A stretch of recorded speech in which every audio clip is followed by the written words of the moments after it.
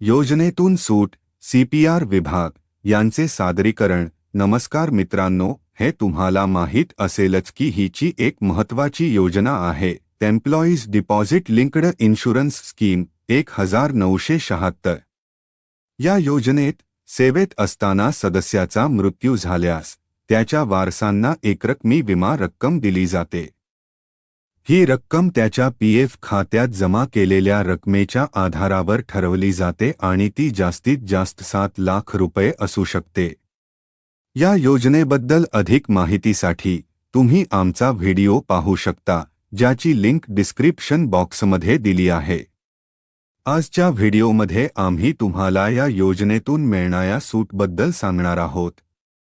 कायद्याच्या कलम 17(2)(a) मध्ये अशी तरतूद आहे की जर एखाद्या नियोक्त्याने त्याच्या कर्मचाऱ्यांसाठी जीवन विमा योजना लागू केली जी पेक्षा अधिक फायदेशीर असेल, तर तो कडून सूट मिळवण्यासाठी अर्ज करू शकतो।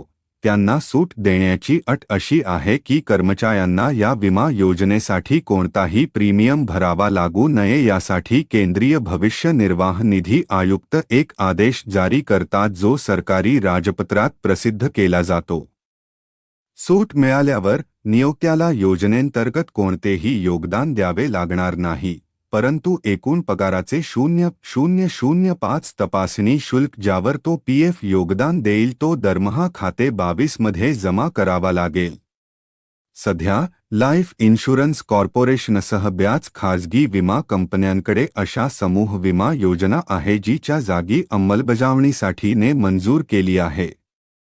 नियोक्त्याने कधीही तपासणीच्या अटींचे उल्लंघन केल्यास ही सूट रद्द केली जाऊ शकते। मधून सूट मिळालेल्या आस्थापनांच्या कर्मचाऱ्यांच्या मृत्यूनंतर त्यांच्या वारसांना विमा कंपनीकडून नियोक्त्यामार्फत जीवन विमा लाभ दिला जाईल। त्यामुळे वारसांनी अशा प्रकरणांमध्ये PF आणि पेन्शन दाव्यांसोबत कडे फॉर्म 5(IF) सादर करू नये। तुमच्या नियोक्त्याने योजना स्वीकारली आहे किंवा त्यातून सूट देण्यात आली आहे याबद्दल तुम्ही माहिती तुमच्या HR विभागाकडून मिळवू शकता।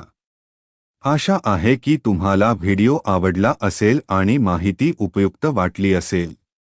त्यामुळे योग्य आणि अचूक माहितीसाठी ज्ञानवर्धक व्हिडिओंसाठीचे अधिकृत चॅनल पाहत रहा। जय हिंद।